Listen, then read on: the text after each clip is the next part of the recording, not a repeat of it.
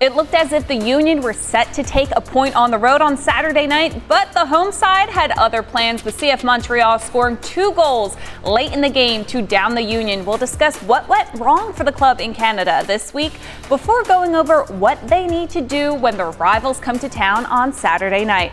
All that and more as Union Insider starts right now. Takes the strike on, and it's off the inside of the post. Ariel, who scores off the header from the set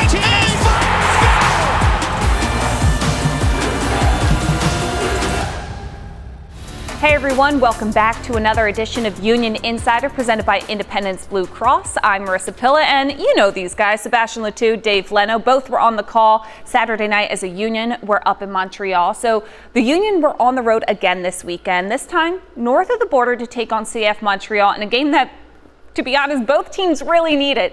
Coming into this one, the Union sat in 11th place in the Eastern Conference, with Montreal right behind them in 12th. The two sides had already played once this season. It was a 2-2 draw at Subaru Park just a few weeks ago. So let's take a look at the highlights from Saturday's match. Well, the Union started off on the right foot. In the 29th minute, Nate Harriel sends in a strong pass to Quinn Sullivan, who controls it on his right foot, hits the ball to the bottom right of the Montreal goal, where it would hit off the post and bounce in to give the Union a 1-0 lead, and Sullivan's first goal since March 23rd against Portland. Later in the first half, Montreal would get a corner to the left of Andrew Rick's goal, and Bryce Duke's corner finds the head of a leaping Joseph Martinez, who flicks it into the back of the net to even the game at 1. But just 5 minutes later, the Union would strike back. Off a corner of their own, the ball is deflected to Leon Flock, who heads the ball towards the back corner, where it finds the foot of Jesus Bueno. The Venezuelan taps it in for his second goal of the season and the Union's second goal of the match. So they go into halftime with a 2-1 lead. But things would change in the second half after a free kick is awarded to Montreal in the 56th minute. Bryce Duke sends in a ball towards the net that Andrew Rick charges at but ultimately misplays, and it leaks into the net despite Jack Elliott's attempt to save it, and the game is tied once again. 89th minute, with stoppage time looming and the Union still in contention for a point up north, Raheem Edwards streaks towards the Union box, where he finds Dominic Lankov, and Lankov would sneak one past Rick to give Montreal a 3-2 lead very late in this one. Just 3 minutes later, Lassi Lapalinen sends in a beautiful cross that finds a streaking Ruan at the back post, who puts it in and puts in the dagger for the Union as they fall to CF Montreal 4-2 for their 4th straight loss. So the Union looked like the better team in the first half. They scored first, but then all of a sudden they let Montreal come back into the game. This has been a trend that's been going on game in and game out. What was it about this match against Montreal? I mean, you just said it. I think it's for me and Dave, calling the game. We pretty much see every week the same music, the same this. It can be we don't start well and then we come back into the game, or we start well and then we fall apart. So it's very difficult to kind of put the finger about what's going wrong with the team, but they play a very good first half. I think the tactic was very good from Jim Curtin, playing, a block, really compact together, very hard for Montreal, to play through the line. We kind of move forward, a little bit in counter-attacks, pushing, Ariel on the right side. On the first goal, give a great assist to Sullivan. We were kind of like not giving up too many, opportunity. The corner, kick when Montreal came back into the game was maybe like the little area where the team needs to be better on set pieces. But other than that, I think we are pretty confident after the first half that the Union could get a win in Montreal. But then the second half happened and everything fell apart, especially after the mistake from Rick on a free kick. You see the energy of the team, really going down. The line kind of like drop off a bit more space between the line. Physically, not sure if the team were maybe as good in the second half, kind of running out of juice, with Montreal, pushing, of course, playing much better in the second half as well. But it's kind of not a full performance all the time from the team. And it's very hard to kind of see when there is maybe one mistake from one player. This time, unfortunately, was from Rick, on the free kick. He could have done better. The energy of the team is going down. And then nothing happened offensively. Pretty much Montreal was attacking the entire half. The Union didn't have any opportunity in the second half, and it was hard to kind of comment with Dave because we kind of run out of ideas to help the team, get better offensively. But it's something they need to get better, and it's the same disc we are saying now since almost the beginning of the year, and it's hard to kind of help the team or see what they can do better to get a positive result. Dave, we know it wasn't the result anyone wanted for the Union, but there were still some plays that were made against Montreal, one of which we'll go over in this week's Key Play of the Week presented by Subaru. And for that, we headed over to Seba at the video monitor. Thank you very much, Marisa. So yes, let's see this reaction from the Union. It was very positive after Montreal came back into 1-1. You see the Montreal team doesn't really put too much pressure in the midfield. Flag find Maglin, who kind of drift into the right side. I love the play to Ariel with a great cross back to Sullivan. Not the best first touch, but a great finish on the ground using the wet surface on the field. But what really marked me in this goal is the fact that Maglin first drift into the right, a lot of movement, and then Ariel, if you stop right here, what I love about the fact that Sullivan recognized Baribo make a great run into the box, attracting every defender. There is a space right here, not a big track, from Saliba right here. And Ariel sees the fact that Sullivan is by himself. Then when you see the goal from Sullivan, so if you play right now, his first touch, not the best, but I think he's in mind. A lot of people will hit the ball so hard to kind of put it up a 90. He put it on the ground, use the surface, get a little bit lucky with the post. But what I love about that play is the fact that the Union always, since the beginning of the year, is good offensively when you have the help of Ariel and Kai Weiner. And on this goal again, Ariel, helping on the right side, giving a great cross back to Sullivan, who can be in the box that time. So we have one more player of the Union instead of having Sullivan on the right side to give a good cross. We have numbers and we score a second goal. But it's the story of the Union. When we have the fullbacks helping offensively, we are successful, and it was for Sullivan a long time waiting for his second goal this season. But it's great to have him back on the score sheet, and hopefully he can score more goals for the Union. Seba, top-notch analysis. Now it's time for our Union Trivia presented by United Concordia. Who was the first player born in the 21st century to appear in a game for the Union? Find out the answer later in the show. I have experienced everything, the highs, lows, injuries now. I would say I came as a little kid and grew into like a man. Welcome back to Union Insider presented by Independence Blue Cross. The Philadelphia Union teamed up with Uncle Bobby's in Germantown to visit Mighty Writers Summer Camp. Union defender Nate Harrell read a book to the students about summer, who then had a chance to draw what they hope their summer will look like. Harrell shared of his summer plans of hopefully joining the men's Olympic soccer team in Paris this July. Here's Sage Hurley with more on this week's Union Roundup presented by Green Mountain Energy. What's up, Union fans? I'm Sage Hurley here for another edition of Union Roundup. This time, we're heading off the pitch and into the community, where this team has been making a massive impact as of late. Homegrown Nate Harrell, in particular, has been a champion for local youth, and last week, he visited Uncle Bobby's Mighty Writers Summer Camp. Harrell took a trip to Germantown to read the book Summer is Here to the group, then shared a little bit about himself and his summer coming up. I will let Nate take it away, and he is going to read you Summer is Here. She tiptoes into my room, waking me up with her light. Her sunrise tickled me, whispering, "Rise and shine, no dark clouds in the sky. It's a perfect day for play.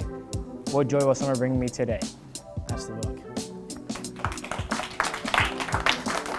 So Nate is currently in the running to be on the U.S. Men's National Olympic team, which is really cool. So do you want to talk to them, Nate, what that would mean for you if you made the team? Yeah, I think as a kid, I loved watching Olympics growing up with my family. I really liked watching the track and field events.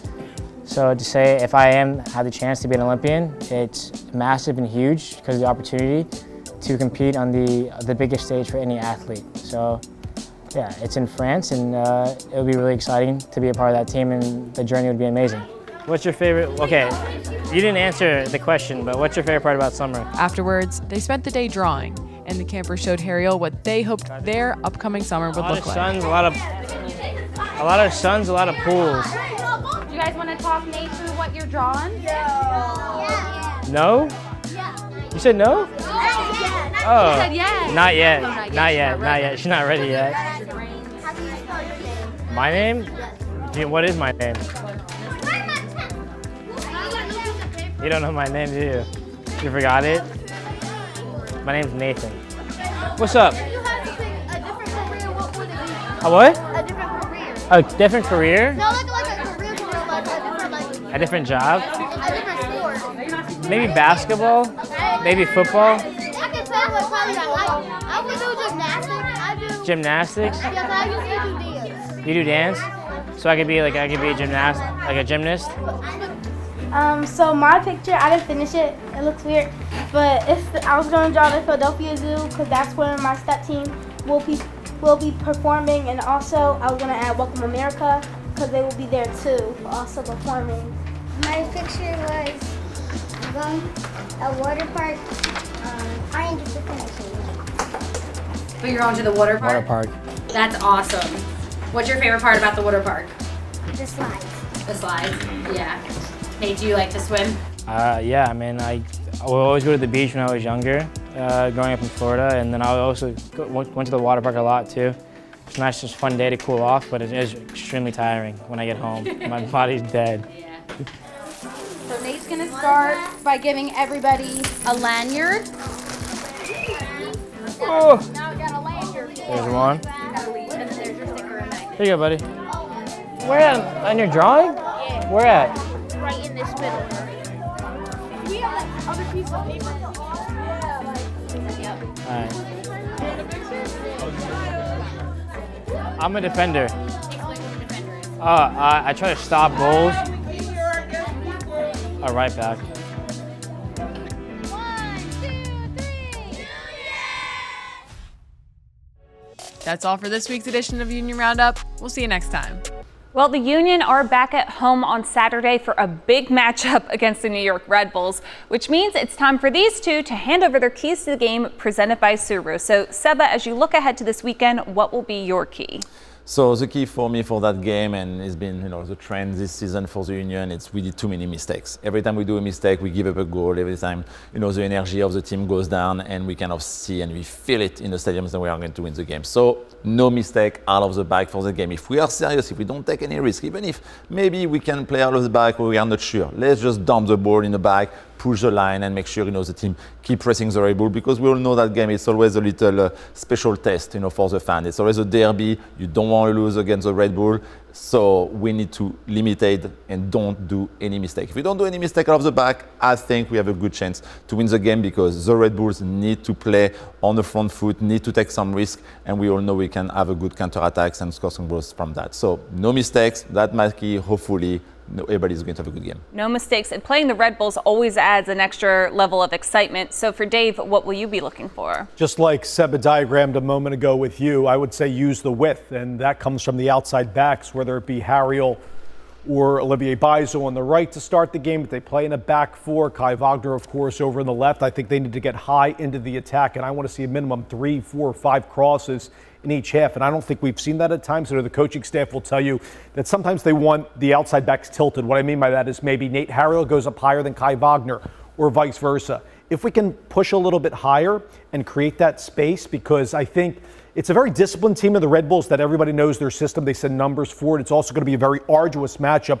They're right now third in the Eastern Conference. They did not play a midweek game on Wednesday, so they're just behind Miami, Cincinnati. They have full of confidence. The Union are looking for a big win at home. They're winless in their last 8 at home. And I think a lot of the help in the final third, those sharp passes, will come from the outside. And I hope, especially on that Tolkien side, because, he'll have freedom to initiate their attack high over in the left for the Red Bulls. Hopefully the Union can get it done in the game using the outside backs. Well, we're coming up on a break for Union Insider, but when we return, we'll discuss a Red Bull player that will have to be limited in order for the Union to have success on Saturday. We'll be right back after this. Time for this week's Chick-fil-A Nugget of the Week. Jack Elliott made his 200th career MLS start for the Union on Saturday versus Montreal. He now joins Andre Blake, Alejandro Bedoya, and Ray Gaddis as the only players in club history with 200 career MLS starts. Welcome back to Union Insider, presented by Independence Blue Cross. I'm Marisa Pilla with Sebastian Latou and Dave Leno. It's been a little bit since we talked about an opposing threat on this show, but with a dangerous New York Red Bulls team coming to town, that's about to change. That's because this feature player on the Red Bulls attack is 27-year-old Scottish forward Lewis Morgan, who gets the spotlight in this week's player profile presented by Subaru. Morgan was acquired via trade from Inter Miami on January 13th, 2021. He has 9 goals for the New York Red Bulls so far this season, which leads the team to go along with 4 assists. The Scottish international was also called up to their team in the 2024 Euros, but only played in 1 match when he came on in the 89th minute against Hungary. So Lewis Morgan has really come along for the Red Bulls this season. What makes him so lethal as an attacking option? I think it just is really, behind the defense on counter-attack. It's so good, to see the space. He kind of now know his teammates much better, but he's so deadly, offensively. He doesn't miss very much when he has a 1v1 against the keeper, and especially when he plays, away, it's always like the straight, we find him always in the space. And since, he's small, he's not a bigger forward, nobody really pay attention to him, but he's very good, finding the right spot, to be on counter-attack, be behind the defense, and at the end, he has a great finish and he can score a lot of goals. Yeah, he's very shifty in the way he moves. He just came back from the Euros, as we just mentioned. How will that experience help him go forward? Well, I playing with the best in the game. Obviously, we've seen that with Daniel Gazdag didn't play all that much with Hungary, but he can use the experience, the travel, talking with the guys who play on some of the bigger clubs in the world, and I'm sure Morgan can parallel that to the Red Bull team. And I would say also, tactically, what I see is the shots from distance. I remember when he had a cup of coffee with Inter Miami, and then obviously we know all the guys that signed with Miami fell out of favor there, and now has found a great situation in the Red Bulls. And I think that has helped their attack, and an attack that I would say I remember in recent years for the Red Bulls, when they had Tom Barlow, who's now playing with Chicago, and some other younger guys that tried to make it up top, but they've spent some money, bring in a guy like Morgan who's been there. So the coaches, even though the head coach is new, there's some others that they know the Red Bull way, and I think Morgan can help facilitate that attack. But I also will say, not just the outside shots, the cutting in, trying to find that space. It will be incumbent in this game, whether it's Leon Flock there or anybody else at the base of the diamond if they play, or at the base of the midfield defensively at our number 6, to watch where he is. The rest defense has to improve. When the Union don't have the ball, where it's up top and then the defenders are back, how can they be aware of these Red Bull attackers when they're on the opposite side trying to counter? And Morgan will be the one that I mentioned a little bit ago that Tolkien and others will look to play to quickly. It'll be interesting to see, too, what formation the Union decide to go in. As you mentioned, will they play a diamond? Will they play that flat 4-4-2? That can have a big impact on who will be defending him as well. It was a busy weekend in MLS, so let's take a look at some other big moments in this week's Around the League, presented by Torque. Another week, another hat trick in MLS. Brian White scored in the 37th minute and the 54th minute before scoring this goal in the 61st to put the Whitecaps up 3-2. And they would go on to beat St. Louis City at home 4-3. Now, we show some crazy goals on this, but we may never see a goal like this one again. At the death of the game, Toronto FC goalkeeper Luca Gavran is waiting to distribute off his goal line when Atlanta United's Jamal Thierry sneaks behind him, steals the ball, shoots and scores a game winner for Atlanta as they take 3 points from TFC with a final score of 2-1. Wow. Well, when Union Insider returns, Seba and Dave will give us their players to watch for Saturday's match as the Union face off against the New York Red Bulls. We'll be right back after this. Here's the answer to this week's Union Trivia question presented by United Concordia. Anthony Fontana became the first Union player born in the 21st century to play for the Union when he made his debut for the club on March 1st, 2018 as an 18-year-old. Well, it is the final segment here, fellas, on Union Insider, presented by Independence Blue Cross, which means in order for you two to go on your merry way, we need your players to watch, presented by Allstate. So, Seba, who do you have your eyes on Saturday? Who could I pick this week? I don't know. No, I'm going with the forward because we need goals. I'm going to stay Baribo. He scored already 2 goals away, but didn't score yet at home. And I would love him to get this feeling of scoring your first goal at Subaru Park we need, to have him keeping working as hard as he has been. I think he has been a very positive addition, to the front of the Union. But he would love to get his first goal, maybe two, but minimum one from Baribo against the Red Bulls, because we need to have him, keep impacting, the front line and putting the ball in the back of the net. So no hurrah, he's going to be here, to do the job, and hopefully he can get his first goal at home. All right, Ty Baribo, how about you? I'm going with the guy that hopefully will give Baribo an assist, and that's the one and only Jack McGlynn. So integral as everybody understands in the build-up of this team. I also want to see some shots from distance. We've seen some golazos this year from McGlynn, so from like 20, 25 yards away. Hasn't scored since the DC game. Can hit that final pass, break the lines, and I think he'll have some ample opportunity against a Red Bull team that likes to send numbers forward. So if they can find that space like Harriel found in the Montreal game around Saliba and Sosa was just ball watching, maybe they could have a parallel experience against the Red Bulls out of the back in front of Ryan Mara. But I think that all starts with McGlynn, because if it's Glesnes or Elliott to start, kind of play into McGlynn and look to feed a long diagonal or a direct ball over the top to Baribo perhaps to get that goal, just like you scored back in the day, my friend. Many of them. I would love to see that. Well, when Jack McGlynn crosses the halfway point, you're going to hear Dave scream shoot from the announcer booth. That's going to do it for this one. The Union, as we said, back home to face off against rival New York Red Bull at Subaru Park. You can watch the match on MLS Season Pass at 7:30 p.m. or listen to these two on the radio call 97.5 The Fanatic. For Dave and Seba, I'm Marisa Pilla. We'll see you next week.